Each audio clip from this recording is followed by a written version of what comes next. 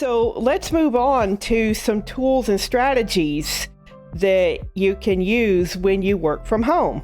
Absolutely, 100%. This is by GameIndustry.biz, which is one of my more favorite sites. I like the articles that are here.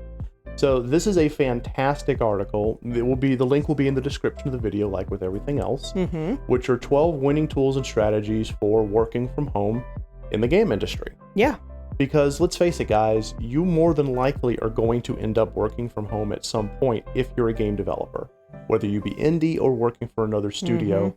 As both this pandemic continues and as the paradigm shifts and companies realize that working from home actually costs less. Yep. Yes.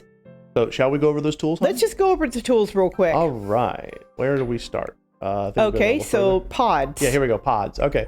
I love pods. Go ahead with pods, sweetheart. Okay. Pod time. So pods are, you have a small group of employees and they're together in a group. Yeah. And, this article talks about the multi-disciplinary pods. This is when you bring together people from different departments or different backgrounds, and you put them together and they're a team. And so they collaborate, they work together, and the tasks that are assigned to the group. Right. For those of you who have ever worked in agile project management, those morning scrum meetings, afternoon scrum meetings, similar concept except more focused on a team and the tasks that team has to do. Correct. So, for example, a great way would be to reference the group I worked for the HawkZombie Game Jam. We had let me start over, sorry. We had our project manager, we had a couple of level designers, we had an audio designer, and some sprite workers, people who were doing sprite and artwork. And we were focused as one team on this one project, and regularly we would update as to where we're at and what we were doing, and go from there. So we were kind of like a little pod. Now, granted, this was just for one project, so for the studio, it would be a lot bigger. But that kind of concept. Yeah, I like working in Agile. Yeah, Agile is my favorite. Yeah. I can't call myself a Scrum Master because I never got that certification, but Agile methods and Scrum meetings were what I did every day when I consulted. That's true. You did. Every day there would be a morning Scrum meeting and an evening Scrum meeting, and that would be my job. Yeah. As the PM. And the purpose of pods, how they came about and why these guys are advocating it, is because they had meeting fatigue.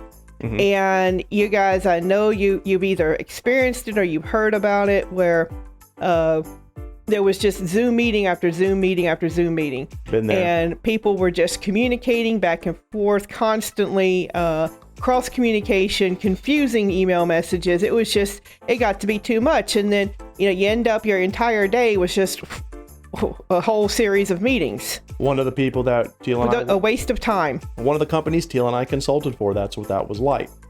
When we moved to this pod model, which was actually right before the pandemic, we had a Microsoft Teams account for just this small group. And it worked. We just collab. So basically, to put it down, pods are small group collab. That's a good way to put it. Yeah, that's small group collab. Yeah. Yeah. So think of it like this. So one thing that you can do as a developer, if you're working for a small team, instead of having meeting after meeting after meeting, just have a small group collab. And that small group collab can get you through different parts of the day. Make sure that whatever you use for the collab, though, is something that everyone knows how to use. Like, for example, if you use a Discord group and people don't know how Discord groups work, that could be a problem. But if you use a Microsoft team or a server or something along those lines, it can work a lot better. Everyone involved in the pod has to know how the pod collab tool works. Burke, you really use a whiteboard full of Post-its? No, tell me you don't do that. Okay, moving on from pods. Okay, moving on from the pods. Okay, this is on individuals. Yes. As well as managers, yes. But embracing unfamiliar tools. Yes. And what we mean by unfamiliar tools is meeting software and other tools that you may not be used to using. Right. if you've been going to the office every day, you may not have been using or had a need for Teams or Zoom because everybody you needed to talk to was right there. Yeah, you just get up and walk across the hall. Mm-hmm. But now there's a need for not just meeting like Zoom, but collab software, which is Teams again. Mm-hmm. The best thing that you can use is a tool that everyone that connects everyone together the way you want to. And if you don't know what it is, research it.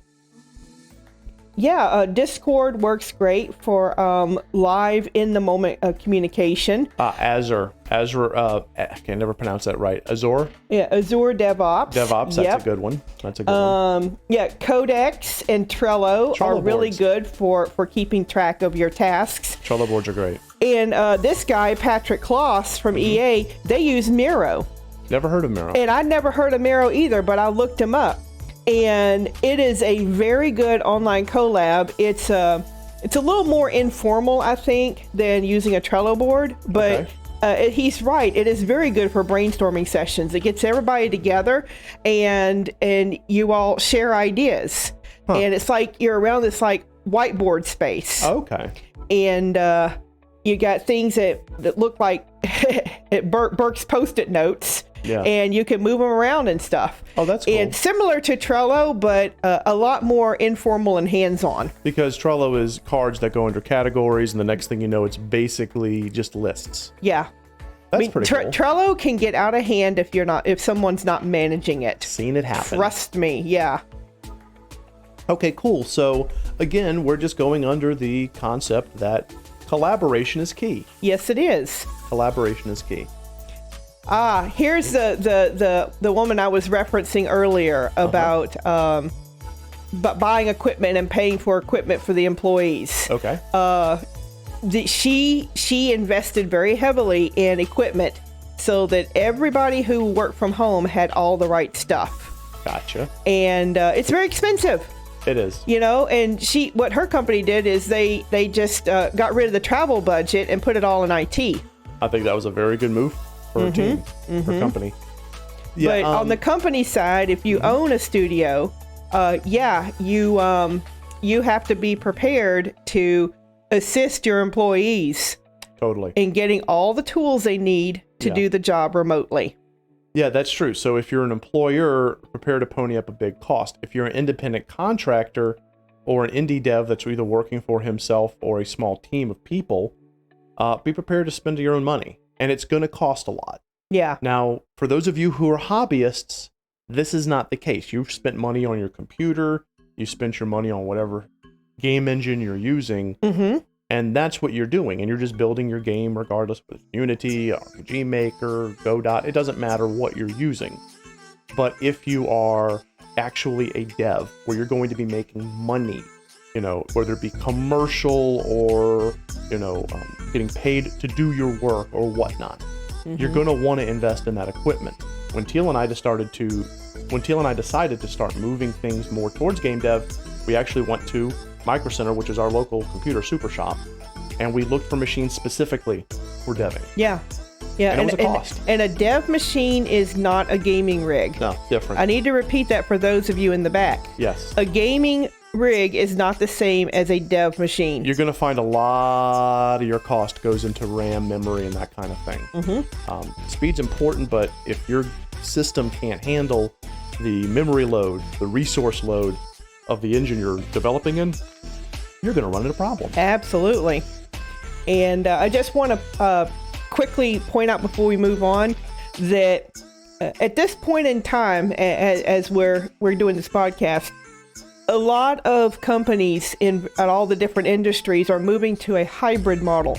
Yes. Where you work from home sometimes, you work in the office sometimes, people swap back and forth. It's basically a hybrid that works for the particular company between working from home and coming into an office.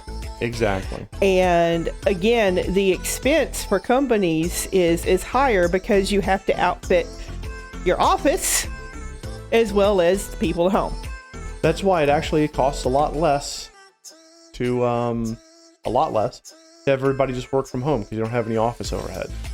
Now, I do see a question from KV. Let me go ahead and answer that. Yeah, let's go ahead. Yeah. So people are correct as far as like what BG, Burke are saying.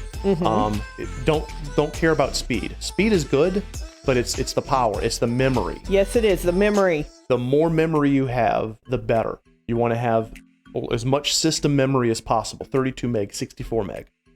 Sorry, gig. Gig, not meg. I'm sorry, I'm stuck in the 90s. What can I say? All right, I built this city on rock and roll. But yes, 32 gigabyte minimum. That's 64, a minimum. 64 is all going to get you a lot better, especially if a lot of things open.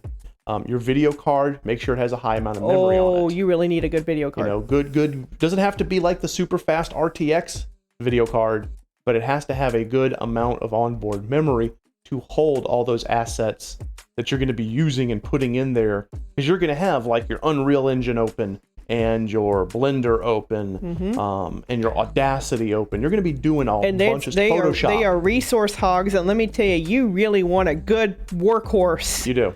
Rig. So that's what I got for my developing. Is I got a workhorse. Yes. And that thing is powerful. Its speed is okay. It's okay. It's got decent speed. I mean, I could play games on it like Phasmo. Yeah. But the whole point of it is it has got a ton of memory. Yeah. The reason that we're able to play virtual reality games on our dev rigs is because our dev rigs can handle virtual reality, but they weren't built to be playing rigs. Like we couldn't play RTX style games with ray tracing and shit on there. But we can develop. Absolutely, yes, and that's what they're there for. Yeah. Burke is giving some great stuff right there. SSD to run your operating system. That's right. Large amount of hard drive space. Please, yeah. Both of our rigs have two 4 terabyte drives. So we have our SSD with the operating system, and then we have a 4 terabyte drive and another 4 terabyte drive. Yeah. Yes. Do that. So that is what you need to do. Yes. So that's how you're going to make your game dev computer. Shall we move on? Yes, move on. All right. Okay, so now we're talking about real-time communication platforms. Yes.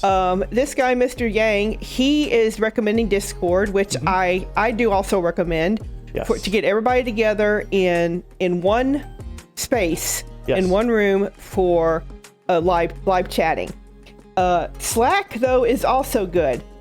Slack, of course, I use Slack at work, and it's all text based. Right. I haven't yet had a Slack call, but Discord I love because it is verbal, it's real time. Basically, if I'm not mistaken, a combination of things like Slack, WhatsApp, and Discord should handle most of your comm methods. Yes, absolutely. You can have Microsoft Teams if you need the other collaboration tools. It's a really good program, but it costs more. Yeah, there's a cost to that. This other stuff, there's little to no cost. Right. And, I personally use Discord for a lot of live communication. I use Slack for sensitive information because it's highly encrypted. Yes. And then I use WhatsApp for chatting and quick calls. Yeah, basically. Yeah, it's the go-to for anything that's not highly sensitive. Pretty much. Now, I do want to mention the Discord thing because I talked about this earlier. You definitely want to have a server for your dev team.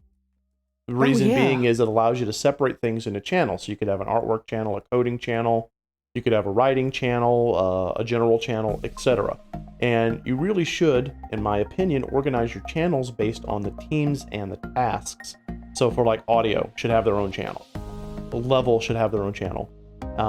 Things like that. Because that way you can separate what each person's doing, and you're not having to go look around like one large group, like if you're doing a group DM, right? Or if you have like a channel named after the project, like let's say your project is, Project Blackstone, and you just have a Project Blackstone channel on your server, and then people have to scroll up to find whether it's audio or level or asset related or whatnot. It'd be easier to have a Project Blackstone Discord group Yeah. And then have a channel for audio, for visual, for UI, for levels, etc. That's a much better way to organize. Yeah, it is. So Discord is extremely powerful, but you're going to be making a new server pretty much for your studio and then using different categories and stuff for your new project. Yeah, Moogle, exactly. Separating by functional area. That's it. Thank you. Because then your lead developer and your team leads can quickly jump to where they need to be. Yes. Because there's nothing in the world more frustrating with any collab tool than having to scroll around to find what you were looking for. Yeah. And Discord has amazing tools to organize yourself. You might as well use them. Mm-hmm. Absolutely. Can you believe this? Discord actually started as a way for gamers to talk to other gamers while they were playing games. That's it. That's how it started, yeah. And it's turned into one of the best collab tools the industry's ever used, I think. Well, it just goes to show the gaming industry is still a leader. That's right. And the game devs drive the players, believe it or not. Players would say otherwise, but it's true.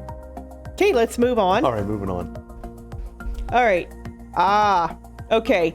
So we're talking about someone who manages the overarching communication. Yes. And you really need that for your larger teams where you have a lot more going on, a lot more pieces, parts. Correct. You're going to want somebody to oversee the groups and manage it. Make sure that groups are able to check in. Yep. And create groups or delete groups as you happen to need them or not need them. And this person, Mr. Burgess, he was talking about Slack. And Slack can get out of hand pretty quickly if people are just creating groups willy-nilly. So you need to have someone overall in charge of Slack to create the groups, populate the groups, put the right people in, and then just manage it, make sure it stays on track. Think of your communication guide as a highly specialized PM. In fact, I would say that the communications person is the only one with admin privileges that agree. can create groups, delete groups, and add people. I would agree, except for perhaps a studio director, somebody above them just in case there's ever a human resource issue. You always want to have the buck stops here person. Yeah, they should have full access to everything all the time. So yeah, this is a good one here. There needs to be a person, especially in larger teams, that handles that. And that person, like a project manager, also follows up with people on the team. Yep. If someone's gone silent, have they gone silent because they don't understand how the software works? Or is there another issue? Or is the group been silent? Yeah. For a couple of days. And if they're silent for a couple of days, and the reason is because they're all text messaging each other through Facebook Messenger, that's a problem. That's a problem. Because understand also, this is accountability. That's a huge thing. If your group is not posting in the area it's supposed to post into, how can you hold teams accountable for issues? If your audio engineer isn't posting in the audio engineer group, how do you know what they're working on? How can you hold them accountable if they miss a milestone? That kind of thing.